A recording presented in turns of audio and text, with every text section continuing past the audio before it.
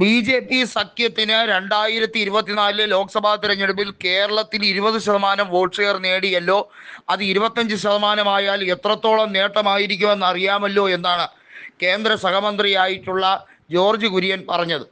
ഏതായാലും അതൊന്നും സംഭവിക്കാനേ പോകുന്നില്ല എന്നുള്ളത് സംഘികളുടെ ഇപ്പോഴത്തെ കരച്ചിൽ കാണുമ്പോൾ തന്നെ വ്യക്തം എന്നാണ് കോൺഗ്രസും കൃത്യമായി പറയുന്നത്.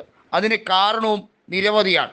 രാജീവ് ചന്ദ്രശേഖരൻ സ്ഥാനം ഏറ്റെടുത്ത, അതായത് ബി.ജെ.പിയുടെ സംസ്ഥാന അധ്യക്ഷ സ്ഥാനം ഒരു അയൽ സംസ്ഥാനത്തു നിന്നും വന്ന ആൾ തട്ടിയെടുത്തല്ലോ എന്ന് വലിയ രീതിയിൽ സോഷ്യൽ മീഡിയയിൽ പ്രചരണം കൊഴുക്കുമ്പോൾ രാജീവ് ചന്ദ്രശേഖരൻ പറയുന്നു, എമ്പുരാൻ ഞാൻ പോയി കാണും എന്ന രീതിയിൽ.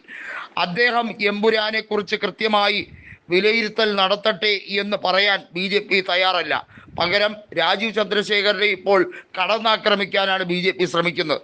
സംഘപരിവാരത്തിന് കിളിപോയ അവസ്ഥയാണ് എന്ന് ഇതിൽ പരം ഉദാഹരണ സഹിതം പറയേണ്ട കാര്യമില്ലല്ലോ.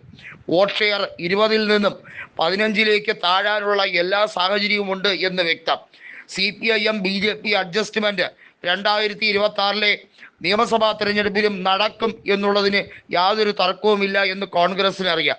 എന്നാൽ നിഷ്പക്ഷതയും മതേതരത്വവും കാത്തുസൂക്ഷിക്കുന്ന കേരളത്തിൽ സംഘപരിവാരത്തിൻ്റെ വോട്ട് ഷെയർ കൂടി CPIM വിഴുങ്ങി ഒടുവിൽ ബി.ജെ.പി. എങ്ങും എത്താതെ നിലം തൊടാതെ കേരളത്തിൽ നിന്ന് തന്നെ അവർ പാണ്ഡവും പൂട്ടി സ്ഥലം വിടേണ്ടി വരും എന്ന അവസ്ഥയിലേക്കാണ്. ഗുജറാത്തിലെ ഗോന്ദ്രയിലെ കലാപം അത് കൃത്യമായി ചിത്രീകരിക്കുന്ന എമ്പുരാനിലെ സീനുകൾ കാണുമ്പോൾ സംഘികൾ തിളച്ചു മറിയുകയാണ്. ചരിത്രത്തെ വളച്ചൊടിക്കാൻ സംഘികൾ അവർ അധികാരത്തിൽ ഇരിക്കുന്ന സംസ്ഥാനങ്ങളിൽ എല്ലാം പാഠപുസ്തകങ്ങളിലും ഒക്കെ പല രീതിയിൽ മാറ്റിമറിക്കുന്നുണ്ട്.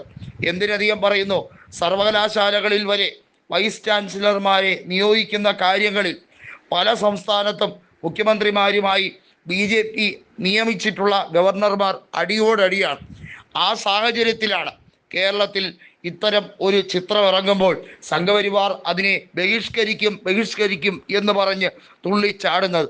ഏതായാലും കേരളത്തിൽ അതിന് റെക്കോർഡ് കളക്ഷനോടുകൂടി ഇന്നേ വരെ കണ്ടിട്ടില്ലാത്ത സീറ്റ് ഒക്കുപ്പൻസിയുമായി മുന്നോട്ട് പോവുകയാണ്. ആ സിനിമയുടെ ഏറ്റവും മികച്ച കാമ്പതിലെ തിരക്കഥ തന്നെയാണ് എന്നെല്ലാവരും എടുത്തു പറയുന്നു. മുരളി ഗോപി എന്ന തിരക്കഥാകൃത്ത് തൻ്റെ ജീവിതത്തിൻ്റെ എല്ലാ രീതിയിലുള്ള കഴിവുകളും വൈവിധ്യങ്ങളും അത് പേപ്പറിലേക്ക് കുറിച്ചപ്പോൾ മലയാളത്തിന് ഒരു മഹാകാവ്യത്തിന് തുല്യമായ ഒരു സംഭവമാണ് കിട്ടിയിരിക്കുന്നതെന്ന് പലരും സോഷ്യൽ മീഡിയയിലൂടെ കുറിച്ചിരിക്കുകയാണ്. ഏതായാലും മോഹൻലാലിനെ ലാലേട്ടൻ എന്ന് വിളിച്ചവർ ഇപ്പോൾ ലാലപ്പൻ എന്ന് വിളിക്കുന്നു.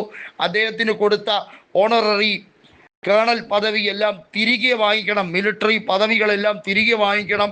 പൃഥ്വിരാജ് സുകുമാരൻ്റെയും അതുപോലെ ആന്റണി പെരുമ്പാവൂരിൻ്റെയും ഒക്കെ പണത്തിൻ്റെ സോഴ്സ് എവിടെ നിന്ന് എന്ന് അന്വേഷിക്കണം എന്നൊക്കെ പറഞ്ഞ് സംഘപരിവാർ, പ്രത്യേകിച്ച് യുവമോർച്ചയും മറ്റ് പോഷക സംഘടനയും ഒക്കെ ഇപ്പോൾ മുറവിളി കൂട്ടുകയാണ്.